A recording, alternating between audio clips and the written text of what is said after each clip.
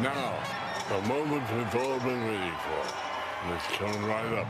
You're going to hear a roar of the crowd, and believe me, you will never, ever forget it. Are you ready? Count it down. Ready? Okay, here we go now. 24, 23, 22, 21, 20, 19, 18, 17, 16, 15, 14, 13, 12, 11. All right, everybody, let's get on it. 10, 9, 8, 7, 6, 5, 3, 2, 1. Go, now we're going. Well, there was the pass interference that could have been called on Metcalf, or whoever's Davis, I guess, was guarding him. I know. Was the record for most penalties in a game, but still victorious. I agree. The penalties were out of control. Is Terrion Arnold becoming a liability now? Well, eight penalties this year? Yeah. 5 interference calls. He had 2 holds and 1 pass interference in the second half alone tonight. Bad. But they call him Hansy, little Hansy. A lot of handsy. A little grabby. Well, Kirby Joseph had a hell of an interception there to wrap the game up. Yeah, getting his hand underneath, rolling over. I never felt nervous about this game. Eli, you want to? Well, yeah, they led the whole way. It was an incredible start to the game. I mean, they get the ball. The first drive is, they go 93 yards at 58 yards on the ground. The offensive line is pushing everybody out of the way, even without Frank Ragnow, their starting center. Their all-pro center is out. So they lead 7-0, and then the Metcalf fumbles deep in their own territory, or in Lions territory, gives them the ball back. So they go up 14-0. They have a short field there. What? That Metcalf fumble, what a play by Jack Campbell. Yeah. Just punching that ball out. I think you and I were watching a game yesterday, and just watching somebody run up to somebody while tackling him and punch the ball, I think is the most incredible thing in the NFL. A lot of times, one guy's got his arms around him, the other guy comes up and punches it out, and that's what kind of happened on that play. So they get a short field after that. They're up 14-0, so they led the whole game. They did come back. When Seattle gets the ball back, that acrobatic run by Kenneth Walker, how good was he tonight, the former Spartan? He's down, it seems, but he rolls over Anzalone, gets up, runs further. Right, and then Metcalf makes a big catch, and there it's 14-7. A lot of good offensive players on the field tonight. Yeah. That Canine I think he was 12 for 80, 3 touchdowns, and he had 4 catches too. Wow. And then they go up 21-7, so they look pretty good shape to lead after the first quarter. 21-7, Gibbs a touchdown run there. It's just and Laporta, he gets the face masks pulled on a 15-yard gain. He gets 15 more. It's a 9-yard gain.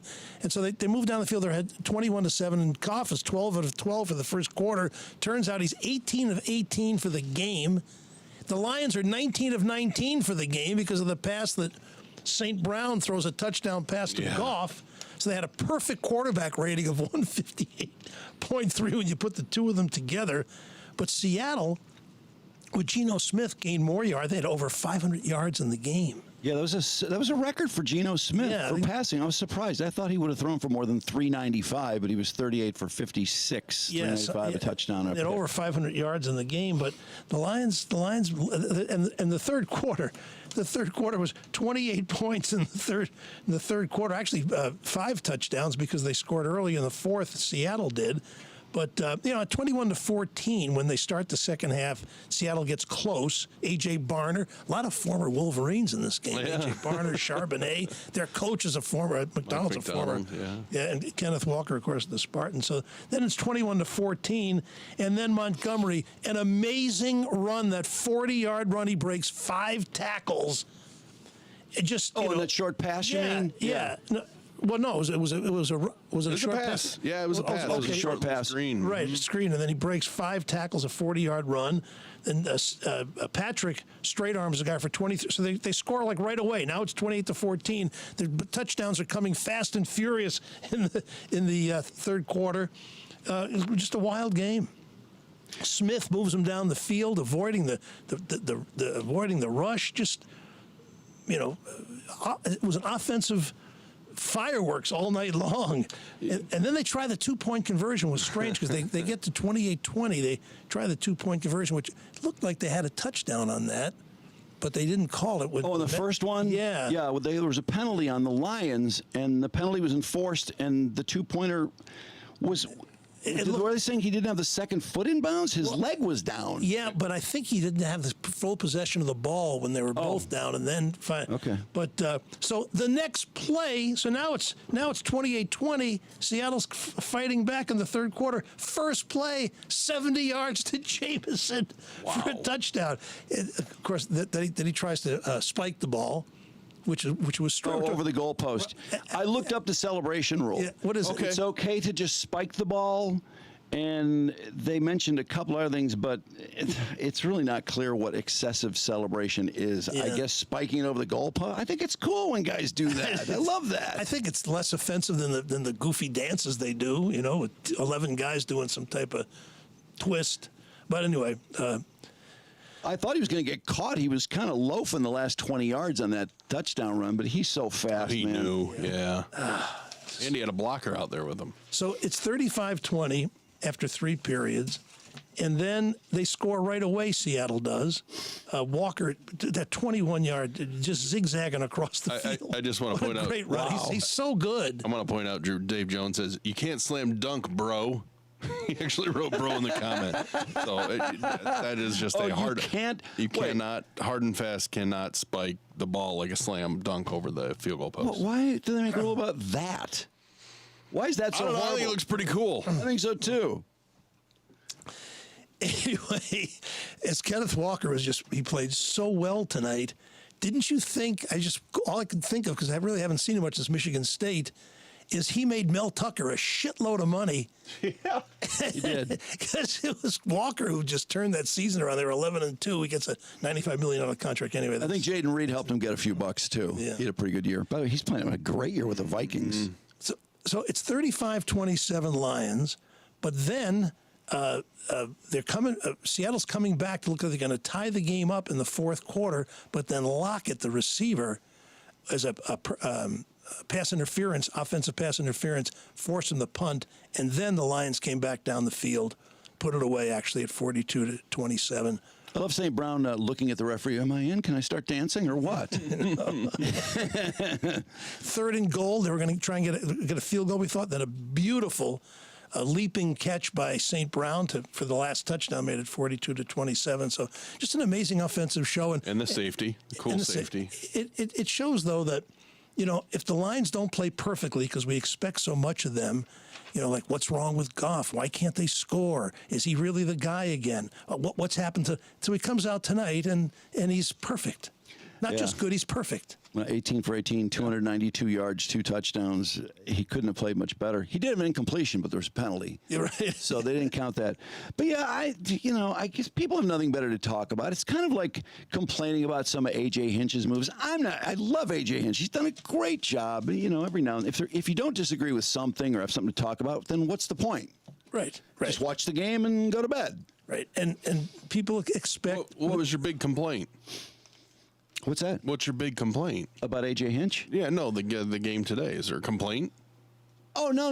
I mean, okay. Eli said people were complaining about Goff. Yeah, right, You know, right. He's not the guy, Right. or, you know. When you have a team I that... thought you had like, one specifically about tonight. No. But the people are pissing and moaning about certain things about our defense. Where's Hutch all night? You know, It's just- he had like 5 sacks 2 weeks ago or last week. I have a complaint, and it's almost moot because it didn't matter. But what the hell were they doing at the end of the first half there with the clock management? The Lions? Yeah. They They decided to go aggressive. There was under a minute left. They got a holding penalty, which usually when that happens, you're that far backed up in your end zone, you're just going to run it, go into the locker room and regroup. But instead, they go to pass it. That's when Goff got sacked. The horse collar, which isn't a horse collar because it's in the pocket. Right. And I don't know. They just felt like they really messed that up. And in the end, Seattle managed to get a quick pass to DK Metcalf on the sideline with 2 seconds left to try a 62-yard field goal. So it almost bit him in the ass. would have made it 21-10, but... But still, you're giving up 3 points. It didn't make a lot of sense. No, I thought that was really odd. It made almost as much sense as Seattle going for 2. Okay, I was kind of not paying attention, and I think I missed this, or maybe it was just dreamweaving. How did Goff get a safety? Why was he passing in the end zone when we're up 15 points? What the fuck was going on there? I didn't get that. It was before the 2-minute warning at the end. So it was 42-27. Yeah. And we need to run out the clock. And I see Goff going back to throw and then trying to get out of safety. And throw deep. I mean, he was going to go deep on that pass. Well, he thought it was a free play for some reason. Yeah. In fact, the announcer said free play, and it wasn't a free play. So I wasn't paying attention at that point. What, was Goff listening to the announcer?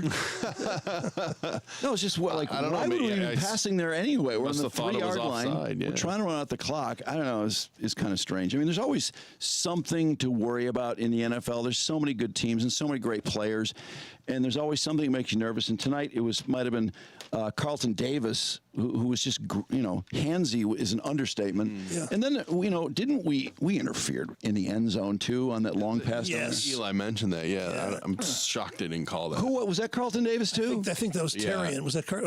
It's the two of them. They're involved in every Yeah. play.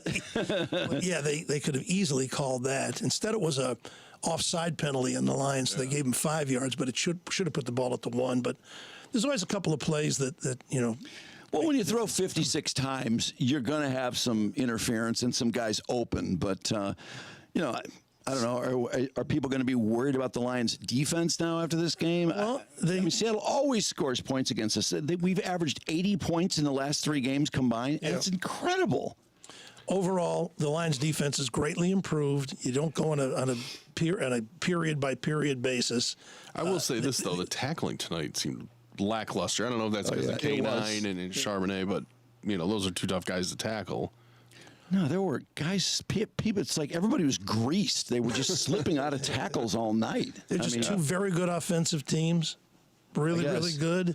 Hey, Mark, what was the great acting job by our defensive tackle? Who did that? Oh, Onzarike on the late. God, we couldn't stop laughing on that. On Seattle's last drive, on the late hit on Geno Smith. Well, it wasn't a late hit, but it's the body slam. His whole body went on. They called him for roughing the quarterback. And he's laying on top of the offensive lineman, comes just push him off of his quarterback. And he goes, ah! The flop was hilarious. That was really funny. What are you doing, really? There's a flag right by your face. You have a penalty. That was a nice try. Trying to offset it. I get it. Yeah. I wonder if they'll laugh about when they're breaking down film. They better. Well, I mean, you can when you win, right?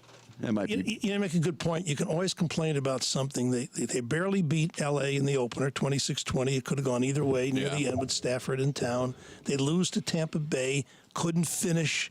Trouble in the red zone. Yeah. They sneak by Arizona 20-13. Arizona got clobbered yesterday by Washington 42-14. And so, they were only in point differential 62-4, 53 against. So it was not a spectacular start. They were 2-1, but you can tell after tonight's game there's nothing wrong with that offense. Nope. It's the same one as last year, maybe even a little bit better. Guys are a little older. They got 2 great running backs. Their quarterback they gave a $53 million contract to. He's proven he's one of the, if not one of the, top 5, close to that. They got still great receivers, great tight end. And Laporta got involved tonight. Right. Laporta got not so much early, but and made a lot of really fine plays. And Frank Ragnow was out, too. Yeah. And they still functioned pretty well. Let's see. Laporta had 4 catches for 53 of the 130-yarder, which is great. Mm-hmm. But, I mean, even 4 catches is an improvement. Why aren't they throwing to him more? I mean, he's just not getting the targets he was. It does seem kind of weird. There was a couple games where they didn't throw to St. Brown. You say that all the time. And the Chiefs aren't throwing to Kelsey. It just changes. No, you're right. Changes. We only threw 18 times. That's right. 19. Don't forget, 19. Oh, sorry. Because St. Brown. I know. By the way, what a great play. Was that a great play or what? Unless that guy just puts his hand up. Because Goff was right next to him. The ball just seemed to just come down like a raindrop. In fact, Goff's longest pass in the night was when he threw that ball to the stands after the touchdown. He threw it to the upper deck. So if Minnesota's 4-0, Lions are 3-1. They got 2 weeks off now, or they had a week off. They had 2 weeks, so they play at Dallas, Dallas has been kind of wishy-washy this year. Then they're at Minnesota, which is, like I say, 4-0. So they got a couple of tough games coming up on the road. Should we break in, Mark? If you want. What? Oh, no, it's over. There was some great man on the street action going on at Channel 7. I love when the Lions have these late-night games because the man on the street stuff is always really funny. Yeah, no, this It's looks just like a bunch of yelling. Nobody says anything. I see. I think there's some good analysis going on there. Let's see what they're saying here. This is from WXYZ TV. We thank them for allowing us to use this. Yeah. And officials do tell us that Easter Market Shed tailgating is expected to continue next month. Well, I mean, is she talking to a 7-year-old? She's been having a lot of fun here. For now, live in Easter Market at Rudolph's tonight at 7 News Detroit. 1, 2, 3, go! Oh, boy, this is news for you. Great coverage. Just love local news. I love the pink and blue. Oh my God, was that stupid? I'll see if I She's can talking find about the little girl's outfit. Oh, God. What the hell just happened? They used to have to kill time. My news directors would always say, "Why don't you do man of the?" I said, "I don't do man of the street interviews. I don't do toilets, windows, or man of the street interviews." They're so bad. They're good. I love Man on the Street because it's always idiotic. It just shows you, wow, people really are pretty stupid. Oh, here's overall. some idiot. Here's some. More Man on the Street. Here's some Good job, Mark. Really exciting people. Let's see. Look around downtown. No, this is the I analysis I wait for. haven't seen it like this, and we are down here for the playoffs and everything. Fans are so excited tonight. We beat the Seahawks, and we beat them on Monday Night Football. We're going to the Super Bowl. That's what everyone's saying. We have these fans over here that we met. Everyone's jumping in front of the This camera man yelling. right here tells me that his family has had season tickets since 1936. Prove it. What's it been like to watch all of the success that we're seeing tonight? in this season? 1930s. The best feeling in the world. I put up with a lot of misery, but the last 2 years, I love how he's looking at the camera, not the reporter. never It's really changed poignant. a thing for the world. I bring my kids guy a little down drunk, here. baby? Yeah. Best feeling Glassy his eyes are. Yeah. ever had.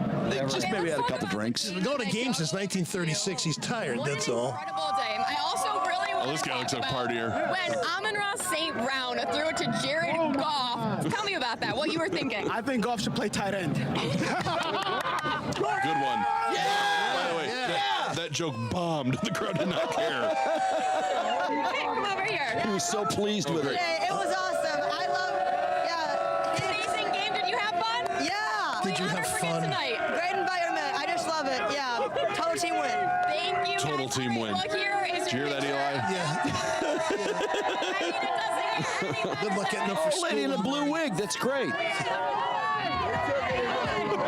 You know what's really changed about Man on the Street is that everyone is dying to be on TV. It's like the Michigan in-game camera. You see people, oh my God, they notice the cameras. You know, they can't wait to get in it. People are that girl insane. There she is. Carolyn Clifford just loves her outfit. Commenters just pounced on that Are kid. people not That kid, by the insane? way, Drew, the commenters just pounced on what a nerd he was. Go outside, nerd. Oh, the chat's killing him. Oh, that's grand. I couldn't care less about the team struggling, says Paul. Sean says, wow, that was so deep. Yeah, it was. And somebody says, R.I.P. Charlie Hustle, which we'll get to. Go outside, nerd. Get out. Go. We haven't even talked about the Tigers who start the playoffs tomorrow. My goodness.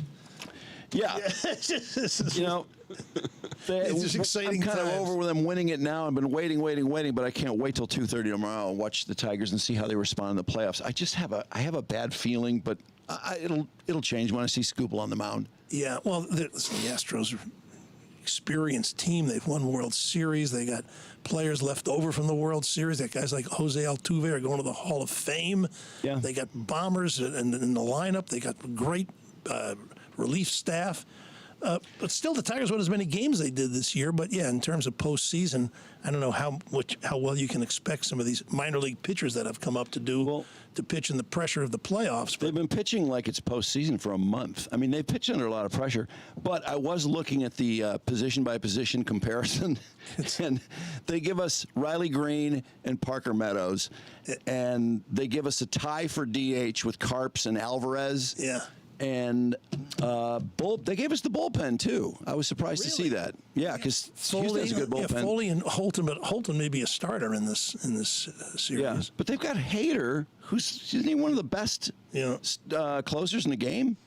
He's got insane numbers. But, it's not always about who has the highest paid team. We do have some great chemistry going and the magic of A.J. Hinch. I think it's going to be a lot more difficult to use that magic against a good team in a series, but we'll see. It's very key that Scoobel wins the first game. He's going up against Framber Valdez, who's a very good pitcher, because after that, they'll probably pitch Reese Olson, game 2, who's come back from injury. He had a mediocre start the other day in his first one back. Other than that, it's just mix and match out of the bullpen. I would rather go with bullpen starting game 2 and 3 myself, just because they've had so much success with the bullpen starting. And I feel like when you're constantly facing a new guy every second inning or third inning, it's just so unusual. It's tricky. It's just a change in the way baseball is played now, and the Tigers aren't the first team to use like the opener, so to speak. I think Tampa started doing that a few years ago.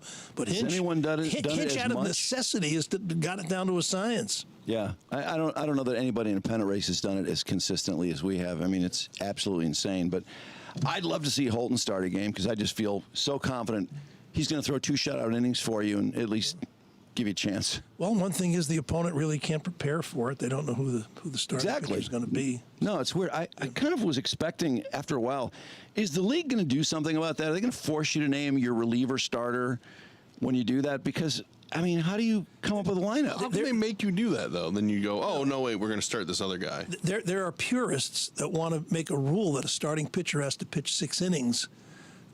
Something like that. Who is this, Denny? What do they get rocked? I don't know. I forget. There's some. They're trying to resurrect. There's talk behind the scenes to resurrect starting pitching, which is always a fundamental, part of the game. It's starting pitching is what baseball is all about. I admit, but it doesn't have to be. I missed that. I missed the complete games because it was this constant changing of pitchers. It slows the game down. It's obnoxious. I think with especially younger people that are trying to get interested in the game. I don't know if that's a good thing, but I don't know. Baseball's a unique game. I think it's always going to attract unique fans. It's never going to be football. That's for sure. Pitchers used to always, their goal was to pitch 9 innings, and the relief pitchers were generally the guys that just weren't good enough to start, is what it was like in the 50s, 60s, 70s. Your relievers were the guys go that wanted back that far. And in fact, we didn't even have a closer until La Russa made Dennis Eckersley a closer, so to speak, in 1988, when Gibby hit the homer off him. What? But there were guys before that. Rigetti. I don't know if they called them closers, but like the White Sox, for example, had Goose Gossage, who had a phenomenal arm. And he was a starter, and after a pretty rough year, they said, he'd be amazing, lights out for an inning or 2 out of the bullpen, and they made him a reliever, and he had a hellacious year. And back then, relievers would come in the 7th and pitch the last 3 innings. Gossage came in against the Tigers in Game 5, I believe, at the end of the 7th inning, gave up a homer to Parrish, and so it was just a different game. But I don't think that have to have starting pitching is going to make baseball less interesting. I don't think these starting pitching advocates are going to get their way. No, just have a feeling about that. No. Anyway, big news today. Pete Rose, man, I don't think there's ever been a greater or more controversial figure in the history of the game. More hits than anybody in history, more games, more at-bats, won 2 World Series. Are they going to put him in the Hall now? No. Now that he's dead? In fact, they will. They will eventually. I don't know why they didn't do it before he died, for crying out loud. He played 155 games 16 times, 160 games 10 times, 10 200-hit seasons, 3 batting titles, 100 runs 10 times. But he gambled, and we know how much the sport world hates gambling. Exactly. No, that's exactly the point. It's kind of like paying college football players to me. It's like, look, you said this is the worst crime you could possibly commit, and now you love gambling, and you're taking gambling dollars. It's still different. It's still the worst crime you can commit. Don't forget, Jameson Williams was suspended for 8 games last season. Yeah, but he can be in the Hall of Fame. Right. But that's not gambling on your own team. That's Pete never bet against his own team. That's what he claimed in his 2004 I don't think book. that's in dispute. I don't believe that's in dispute. Yeah, but even if you're betting on your team, you might use your bullpen differently. You're going to use your bullpen differently. You're going to manage differently. So you just can't bet on your team. You can't bet on anything. And I think he's paid the price. I mean, he's dead now. Yeah. Really? I feel like they should have put him in. He's gone for, it was 89. It's interesting because he retired in 86, and it was in 89 that the Dowd report and Bart Giamatti suspended him. Had he been the 5 years, and he could have been inducted into the Hall of Fame because of the 5-year wait, then it would have been really hard to take him out. But I think, to make their stance on gambling is even more so today. Even though they make millions and billions now off gambling, the players still can't gamble. They're even more resolute to not let players gamble. So it's the ultimate sin. Gambling on sports. He'll never. We know they're gambling on sports. Yeah, but my point is he's dead now. Just put him in. He's not going to know. Right? What's the point of putting him in if because he's one of the greatest singles hitter of all time? Pete Jr. will know. Then we can remember what a great father Pete was. Yes. Remember that story? I love that's one of my favorite Pete Rose stories. Pete was on the stand in his divorce trial, and his wife had just blistered him on the stand. And she's, how can I say I'm a bad father when my kid had a Mercedes in the driveway on his 16th birthday? I remember, and this is, again, a segment of, this is how old I really am. I was watching the Mets in 1963. I lived on Long Island right near where they played, and I'm watching a spring training game, and this rookie for the Reds walks and sprints to first base, and the Mets announcer said, whoa, what is going on here? And that was the beginning of Pete Rose. In 1970, he ran over Ray Fosse. Remember that when the All-Star game mattered? Who had the base hit that he ran over Ray Fosse on?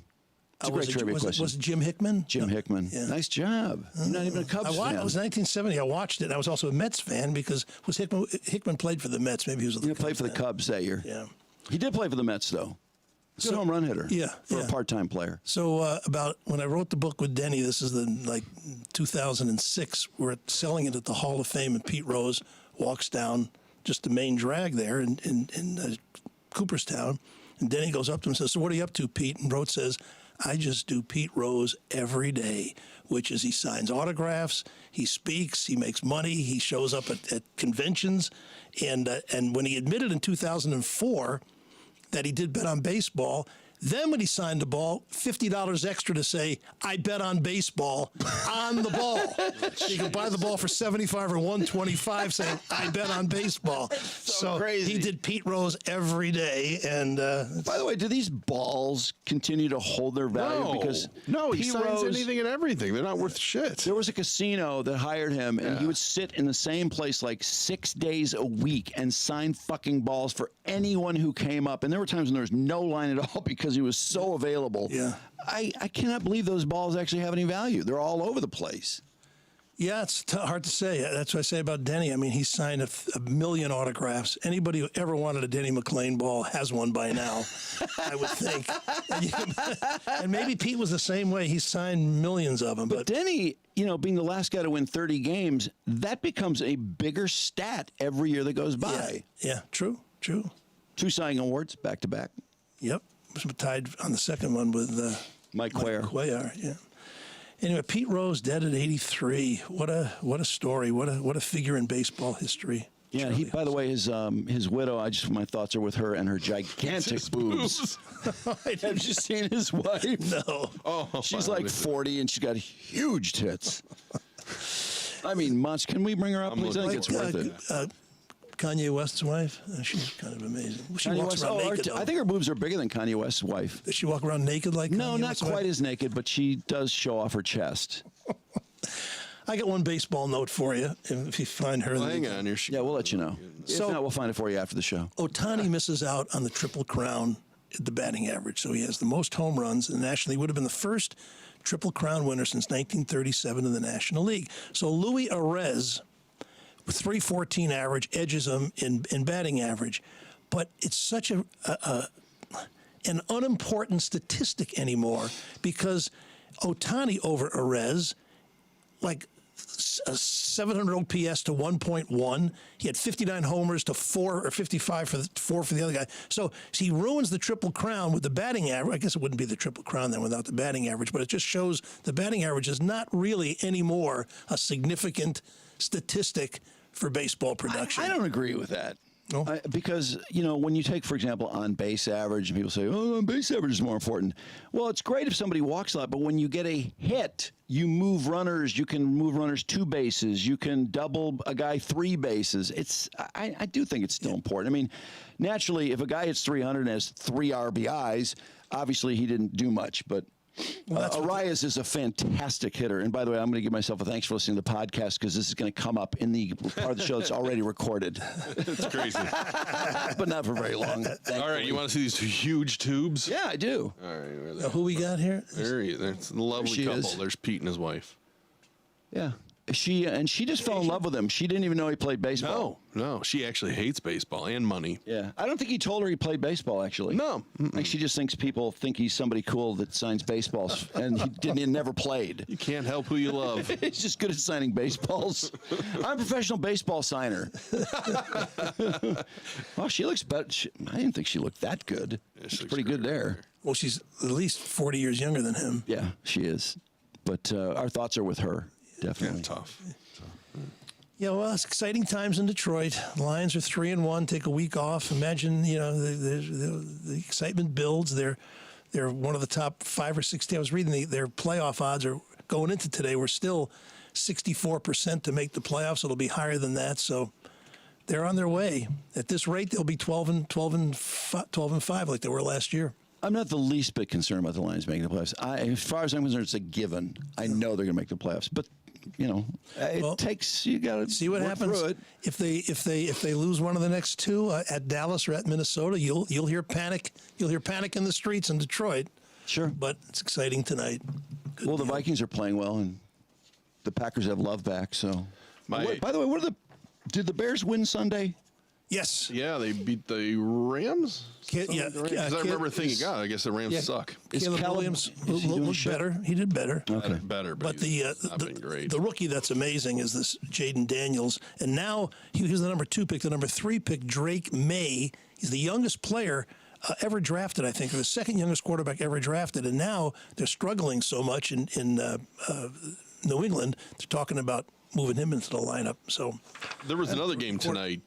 Tennessee beat Miami down in Miami, and I only bring that up because my favorite stat that I saw while scrolling on Twitter was that through 3 quarters tonight, Jared Goff had 7 yards receiving and Tyreek Hill had 6. What? He only had 6 yards receiving through what 3 quarters. Tyreek? Did I think he get arrested before for the first half?